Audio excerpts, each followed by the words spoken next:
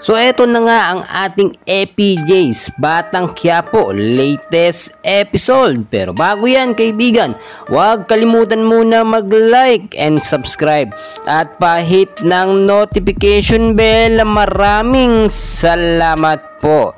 So eto na mga kaibigan, muli ngang nakita ni Tanggol etong si Tisay sa isang bar na kung saan nga ay niloko nito etong si Tanggol, at ito'y hindi talaga tunay na mayaman, isang karnaper.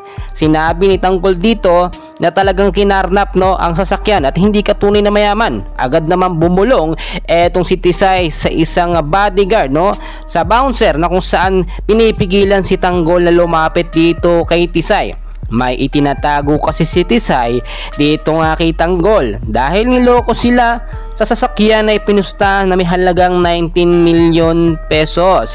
Nabibighani kasi etong si Tanggol sa kagandahan netong si Tisay at hindi talaga niya yan maikakaila. Well, alam naman natin ang panlolokong ginawa ni Tisay dito kay Tanggol ay walang kapatawaran. Natulala na lang ang kampo ni Tanggol nang biglaan nilang makita ng harapan si Tisay.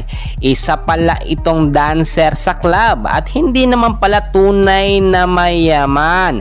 Kaya naman nang makita nila ito, hindi nilang mapigilan na kilalanin kung ito nga ba'y talagang si Tisay o ibang babae. Napakaganda ni Tisay at talagang hindi maikakailayan. Nakikita rin natin na nai-inlove na nga ng paunti-unti etong si Tanggol dito nga po sa kagandahan ni Tisay.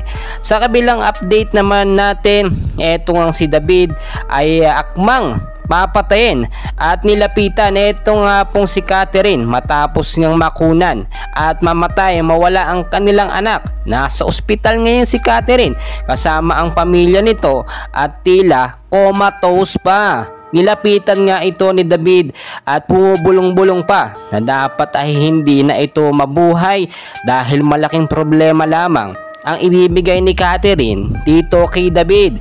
Kaya naman nakaisip agad ng paraan etong si David sa kanyang dapat gawin para hindi na nga magising ng tuluyan etong si Catherine. Balak-balak nitong tanggalin ang mga aparatong nakalagay or nakakabit dito kay Catherine, pero agad itong nalaman ng pamilya ni Catherine at sinuntok ng harap-harapan etong si David.